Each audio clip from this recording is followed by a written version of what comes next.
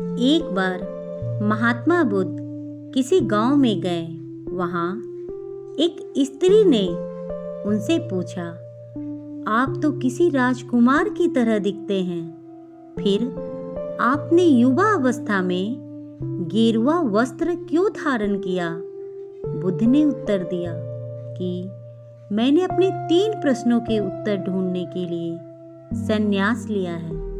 बुद्ध ने आगे कहा, जिस शरीर को लोग सुंदर समझते हैं, मौत के बाद वही शरीर सुंदर क्यों नहीं लगता?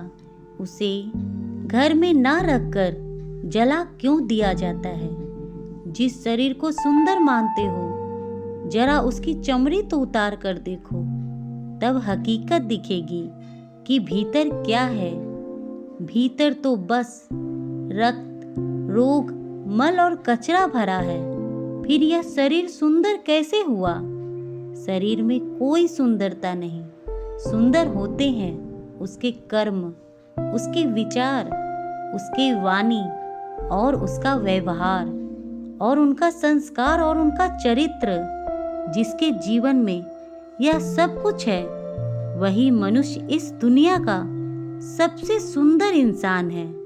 फिर बुद्ध ने आगे कहा, हमारा शरीर युवा व आकर्षक है, लेकिन ये बूढ़ा होगा, बीमार होगा और अंत में ये मृत्यु को प्राप्त हो जाएगा।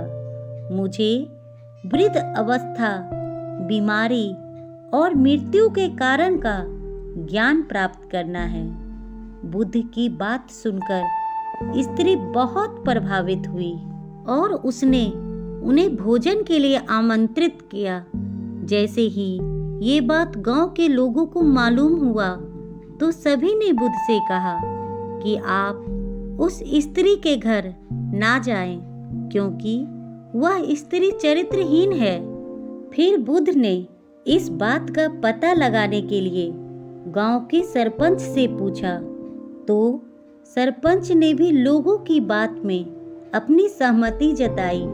तब बुद्ध ने सरपंच का एक हाथ पकड़कर कहा कि अब ताली बजाकर दिखाओ।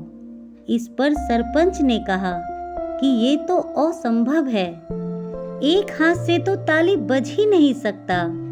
बुद्ध ने कहा, ठीक इसी प्रकार कोई स्त्री अकेले चरित्रहीन हो ही नहीं सकती।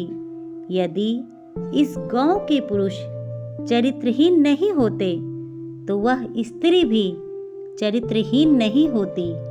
गांव के सभी पुरुष बुद्ध की यह बात सुनकर शर्मिंदा हो गए। हमेशा खुश रहना दोस्तों, ख्याल रखना अपना और अपने परिवार का। Please like and subscribe my channel. Thank you.